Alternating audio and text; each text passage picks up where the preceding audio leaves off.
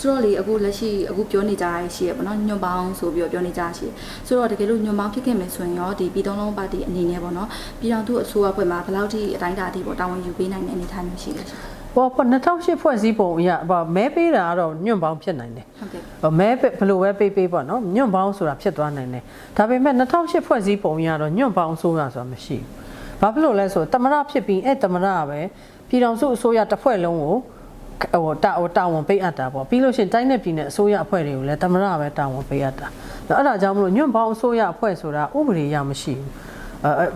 2008ဖွဲ့စည်းပုံအခြေခံဥပဒေအရပေးထားတာမရှိဘူးညွန့်ပေါင်းအစိုးရဆိုပြီးမရှိဘူးဘာတော့ရှိလဲဆိုရင်ဘာပဲရှိမလဲဆိုရင်ဟိုပေါ့နော်အဲ့ကြိုက်ညှိနှိုင်းကြရမှာပေါ့တပါတီတွေကတပါတီတွေက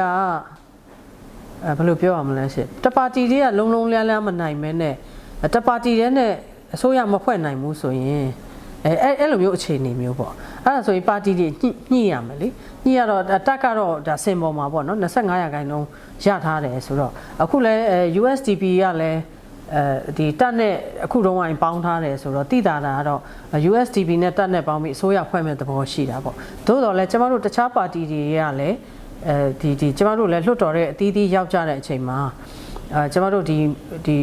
ပြည်သူ့လွှတ်တော်မှာကနေဒုတိယသမ္မတတူအမျိုးသားလွှတ်တော်ကနေတူတမတော်ဒါအစုဖွဲ့ကနေတူ3ဦးတည်းဟိုမှာကျမတို့ကပြည်ထောင်စုလွှတ်တော်မှာပေါင်းပြီးတော့မှသမ္မတယူရမှာဟိုအဲ့အချိန်ကြာလို့ရှိရင်တော့အဲ့လိုပေါ့စုဖွဲ့ကြရမှာပေါ့နော်ကျမတို့တယောက်နဲ့တယောက်ညှိနှိုင်းကြရမှာညှိနှိုင်းကြရမယ်ညှိနှိုင်းပြီးလို့ရှိရင်သမ္မတဖြစ်တဲ့သူကပဲပြည်ထောင်စုအစိုးရအဖွဲ့ရဲ့ဝန်ကြီးတွေပြည်ထောင်စုဝန်ကြီးတွေဒုတိယဝန်ကြီးတွေအကုန်ခန့်အပ်တယ်ပြီးတိုင်းနဲ့ပြည်နယ်မှာလည်းတိုင်းနဲ့ပြည်နယ်မှာလည်းတိုင်းနဲ့ပြည်နယ်ဝန်ကြီးချုပ်တွေနဲ့တိုင်းနဲ့ပြည်နယ်အစိုးရအဖွဲ့ကိုခန့်အပ်တယ်သို့တော်လဲပေါ့နော်ညွန့်ပေါင်းအစိုးရလို့ဟိုဆိုတာမျိုးက2008ဖွဲ့စည်းပုံအရပေးထားချက်မရှိဘူးသို့တော်လဲတကယ်လက်တွေ့အခြေအနေအရဒီလိုညှိနှိုင်းပြီးတော့မှတက်လာတဲ့သမ္မတသည်တခြားပါတီတွေရဲ့အတန်လဲနားထောင်ပြီးတော့မှတခြားပါတီတွေရဲ့အဆိုပြုတဲ့သူတွေလည်းလက်ခံပြီးတော့မှဒီအစိုးရဖွဲ့တဲ့ထည့်ပေးရမယ့်သဘောတော့ရှိတာပေါ့နော်ဆိုတော့လေဒီနိုင်ငံရဲ့ပေါ့နော်ဒီအစိုးရ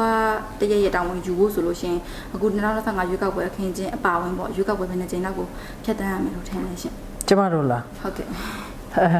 ဆိုလို့ရှိရင်အခုကတော့တေချာတလောက်ရှိတာကUSDP ကဘယ်လောက်ပဲရတက်က25ရာခိုင်နှုန်းနဲ့ပေါင်းလိုက်ရင်ပေါင်းလိုက်နိုင်တယ်ပေါ့နော်ဆိုလို့ရှိရင်ကျမတို့ပါတီလည်းမဲရမယ်လို့ကျမထင်ပါတယ်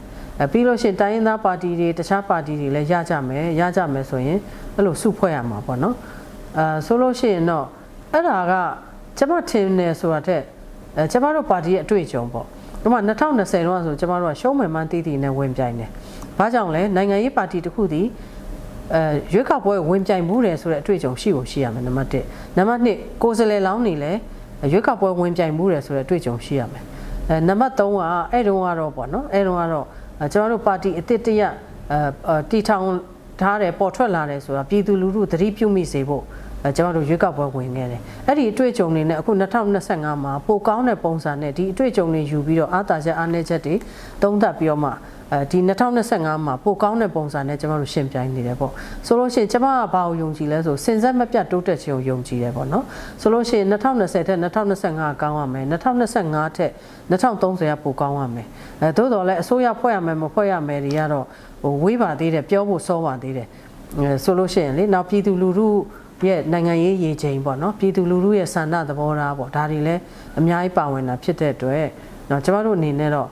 ကျမတို့ကဘယ်နေရာပဲရောက်ပြည်သူပို့တဲ့နေရာမှာကျမတို့ကပြည်သူအကျိုးစီးပွားအတွက်အမျိုးသားအကျိုးစီးပွားအတွက်ကျမတို့မူဝါဒနီးလန်းနဲ့ကျမတို့ဆောင်ရွက်သွားမှာဖြစ်ပါတယ်ရှင့်